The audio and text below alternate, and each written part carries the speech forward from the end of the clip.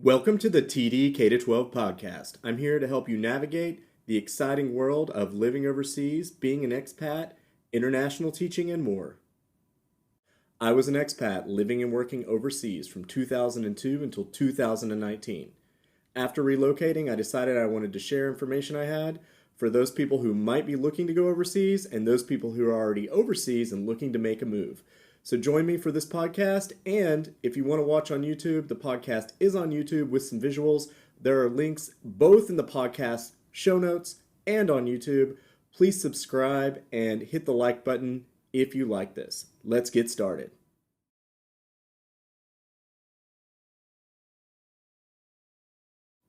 Welcome back to tdk12.net. This is the final episode in the series. We are going to talk about housing and some additional benefits, so you will have everything you need to compare jobs and make a really good decision. Housing is a really big topic, and it's one of those that if you get it wrong, if you make a bad choice, if it doesn't meet your standards, you're not going to last very long at your school or your job. Like if your housing situation is bad, it really puts a lot of stress on your life.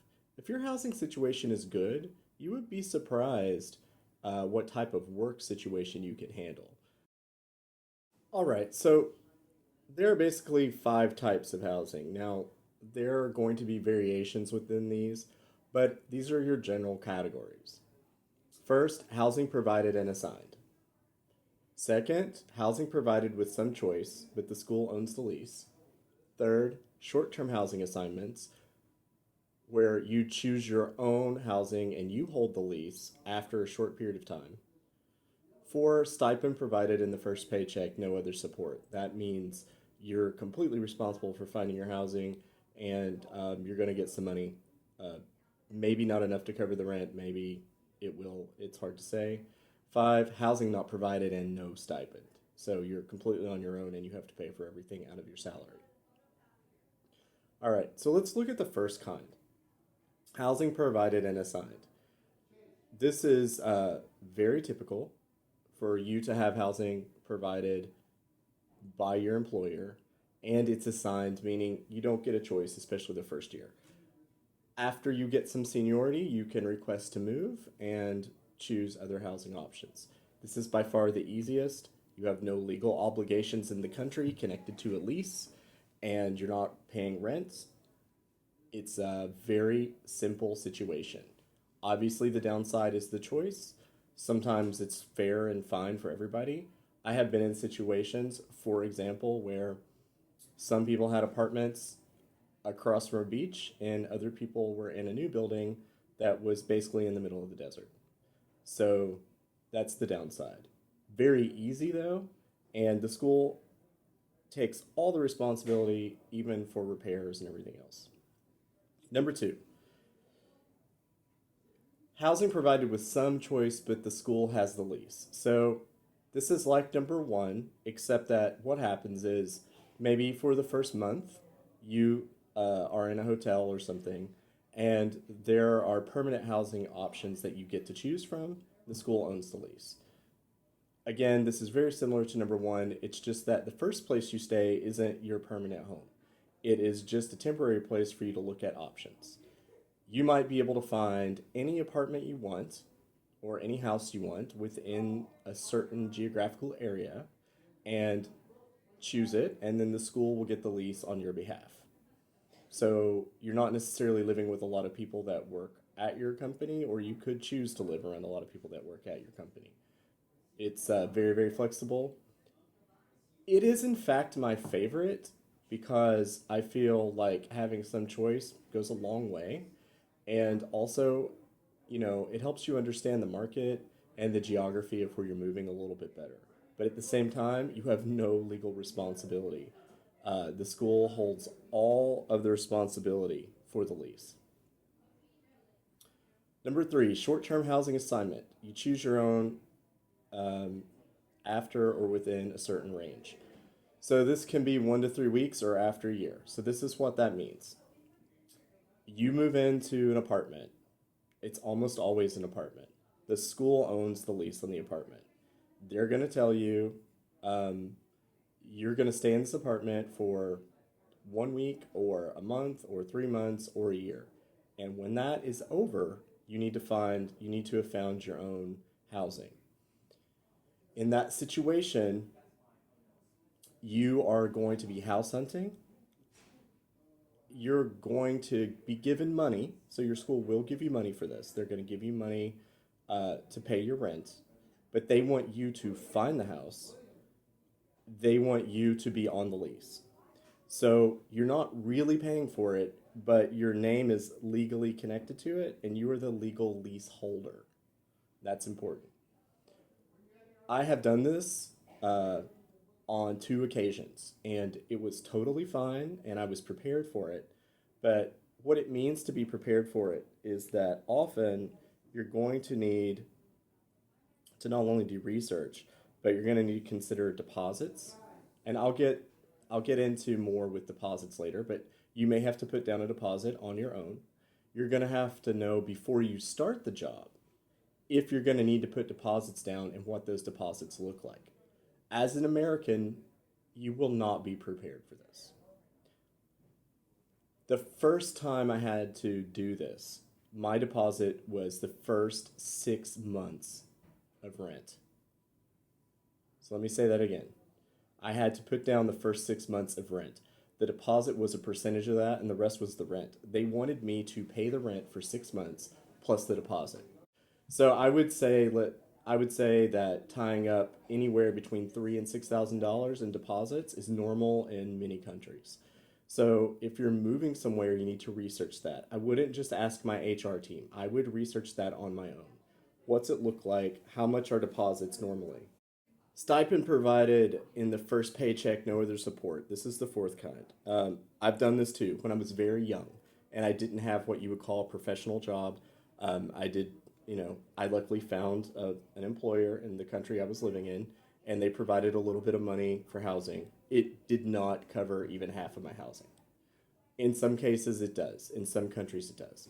They're just giving you some money in your paycheck, and you have to deal with everything else.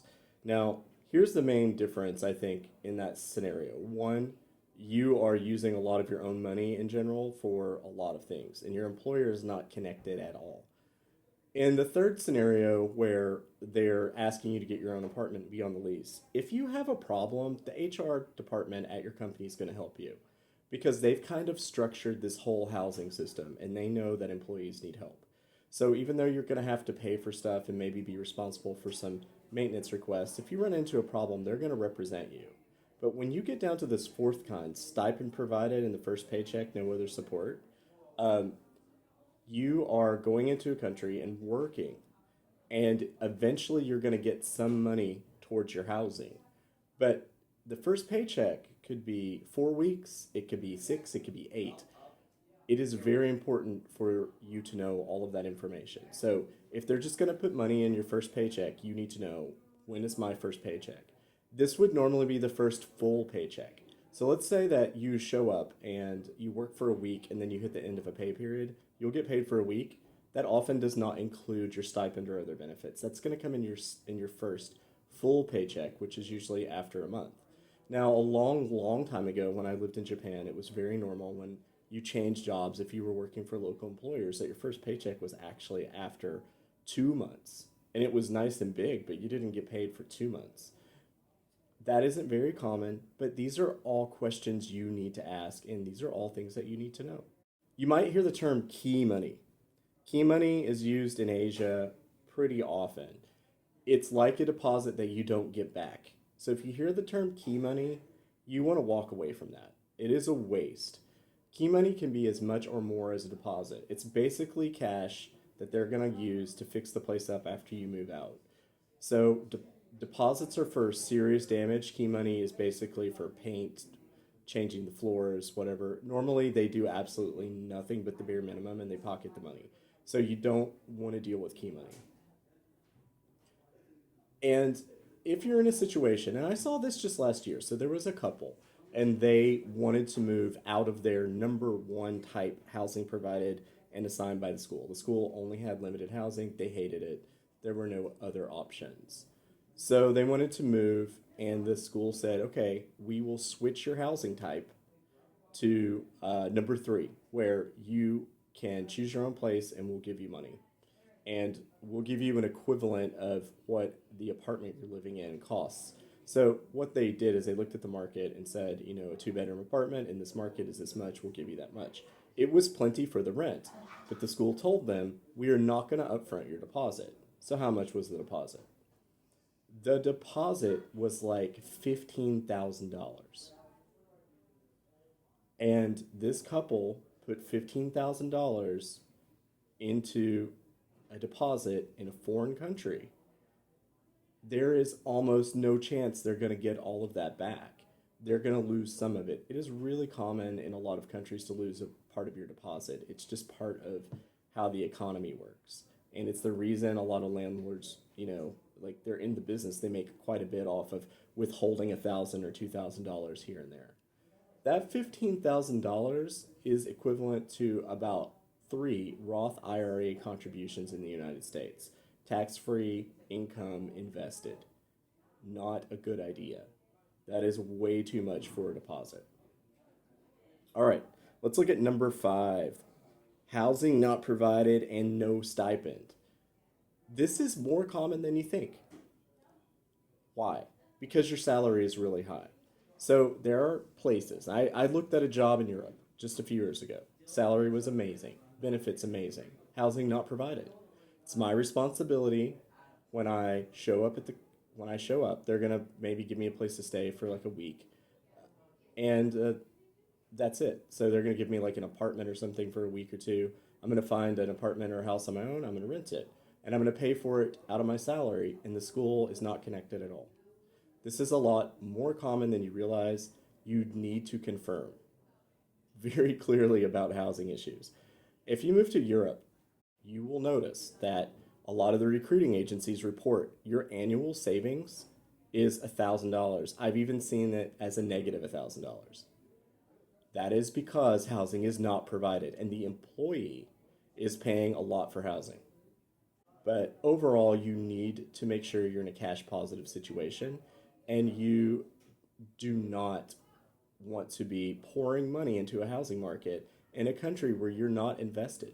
Another topic that might be of interest to some people that I thought I would mix in here before jumping over to other benefits is that some schools try and put singles in shared accommodation. Do not walk away from this. You need to know what shared accommodation means. In a lot of countries, the shared accommodation could be a massive 2 or 3 bedroom townhome or condo. Everybody has their own bathroom. You have a shared living room and a shared kitchen, but your space, your personal space, is large. Whereas a lot of countries don't have a lot of single bedrooms or studio apartments. And the school, if they put you in a single accommodation, it's probably going to be very limited, like an efficiency apartment. This is common in the Middle East. I've seen this numerous times where like female singles show up and they put them in these like massive, huge, really nice apartments. They do have to live together at least until the end of the first year. But don't think that's a bad thing. Ask questions. And also if you're single, when you move somewhere, it's good to have that base. Like you're gonna make friends immediately. And you might get sick of each other after a couple of years, but that first year settling in, it's really beneficial. All right, the next benefit I would like to talk about, flights. Everyone always gets hung up on the cost of moving, and it's not that it's not going to be expensive, but remember, you need to have budgeted for this entire process. Flights always comes into play when you start talking about other benefits because there are different types of flight reimbursement packages, and aside from housing when you move, the flight and the baggage and all the stuff that goes with you is generally the largest upfront expense that you have. So let's look at the first type. The school provides the flights for you and dependents on the initial trip to the country and once annually.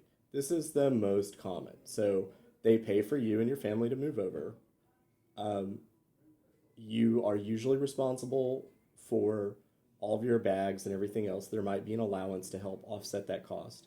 And then every year when school ends in the summer, they get your entire family a round trip ticket so you can go back to your country of destination, visit your family, and return. This is the most common, and it's more likely what you're going to find. The second type, the school provides flights for you and dependents on the initial trip to the country and again at the end of the contract. What this means is they're going to fly you over, and until your contract ends, you don't get a flight back. I've seen this not so often, but I've seen it for some schools in Singapore and for some schools in Taiwan. I don't know if this is a trend or if these schools are just a little bit different. Maybe they're government, I'm not sure. But if you if you look at that and you're like, man, I think that's a really bad deal. I'm going to go only with schools that provide flights all the time. You need to really take a step back and think about the job. So if the job is really good and your salary is great, and you want to travel mostly in the region that you're living in, then it's not going to be a huge problem for you to buy um, tickets for your family once a year or once every year and a half, depending on your needs and who you want to visit. It's not a reason to not take a job. The third type, school provides flights for you, dependence on the initial trip only. Walk away from that, period. Unless you're doing what I would call like a non-professional job and you're just kind of traveling and working and you don't really care. You just want to travel and work a little bit and go country to country. That just walk away from that. I don't really want to get into number three because you should walk away from it.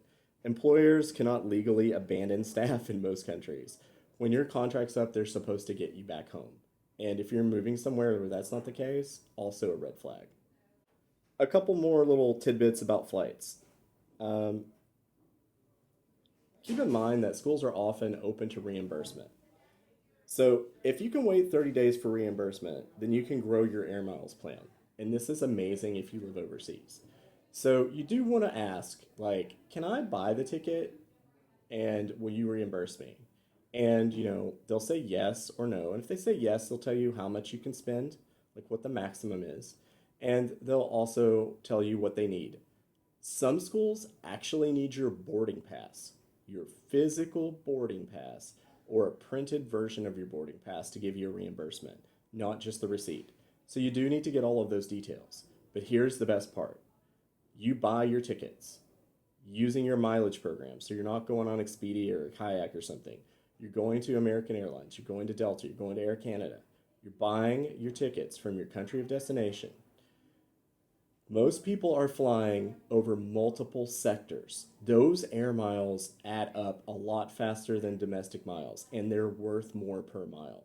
That means if you can get your school to reimburse you once or twice, depending on the distance, you will have enough usually for like a free trip for you and possibly even your family. I've done this so many times. I've been doing this for years. I've had numerous free trips, free hotels, and it's not my money. I'm not overspending. I'm getting full reimbursement. I'm just buying it with my credit card, paying it off immediately, and banking it to my Air Miles. Now, a school might offer to add it to your Air Miles, and that's fine. But if you find a route that works for you, like so, for example, Korea to Chicago on Asiana, and you're going to fly that at least once a year round trip, you get a credit card for Asiana or for one of their main partners. You buy your tickets on that card. You get Air Miles plus bonuses. Plus meaning you get additional things on top of every mile that you purchase. So it adds up a lot faster than you realize, and it's totally worth it.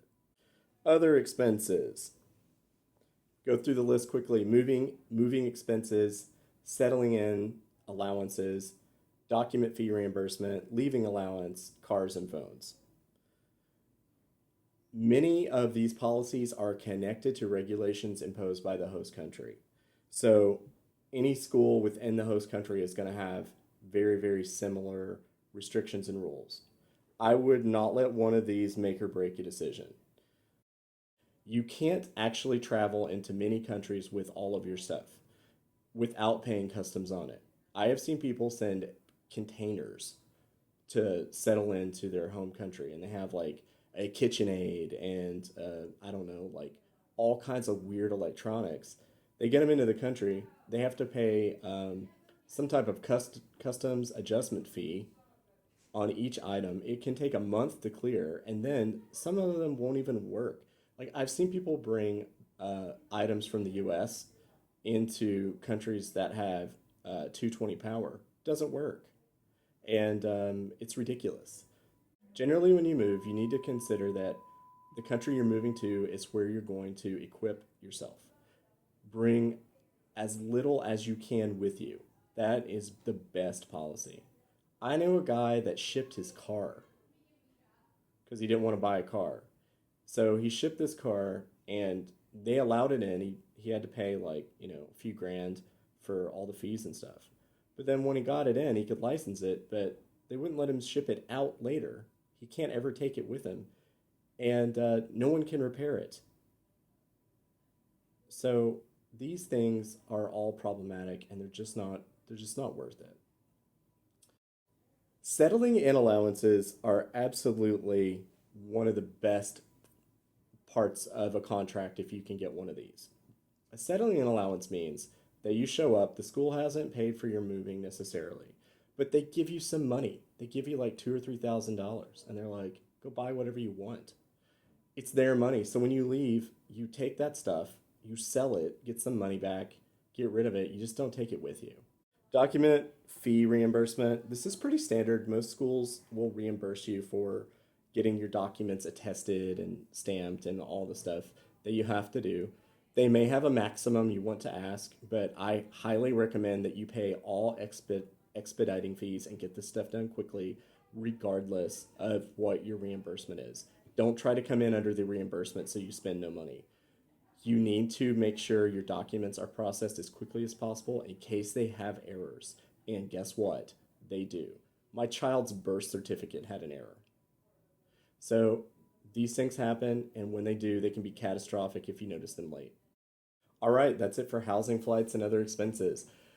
I hope this series was very useful, and I hope it's going to help you make good decisions. If you like this, make sure that you like the video or like it on your podcast app. Subscribe to the channel, and as always, all the content can be found on tdk12.net. Until next time.